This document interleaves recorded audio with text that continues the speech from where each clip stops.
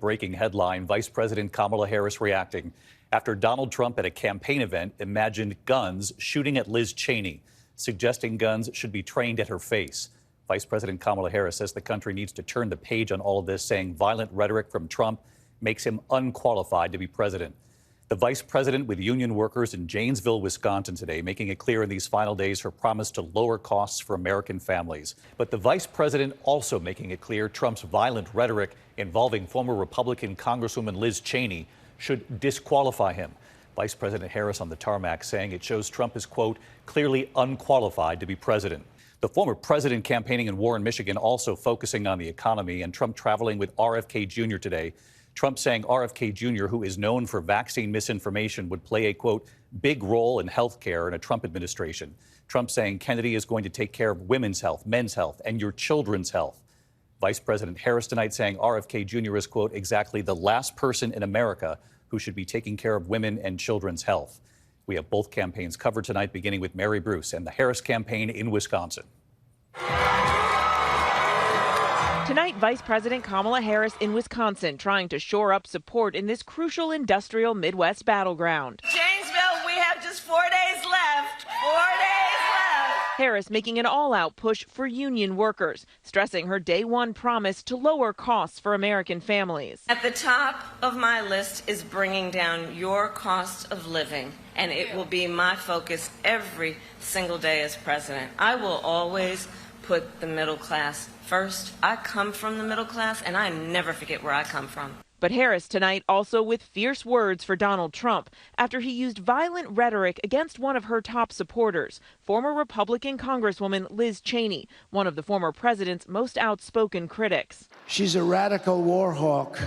Let's put her with a rifle standing there with 9 barrels shooting at her, okay? Let's see how she feels about it.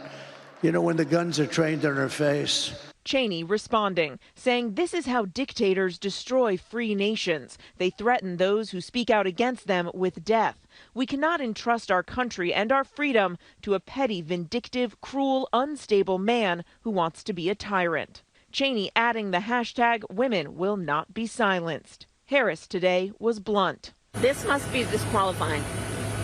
Anyone who wants to be president of the United States who uses that kind of violent rhetoric is clearly disqualified and unqualified to be president. Cheney has been urging Republicans to vote for Harris, telling them they can keep it a secret if they want to. I would just remind people, if you're at all concerned, you can vote your conscience and not ever have to say a word to anybody. And there will be millions of Republicans who do that on November 5th. Tonight, Trump was asked why he used such violent language against her. Was it necessary to make the comments about Liz Cheney? Was that necessary in that? Oh, yeah, sure. She's a war hawk. Harris arguing this moment shows Trump's true character. Representative Cheney is a true patriot who has shown extraordinary courage in putting country above party.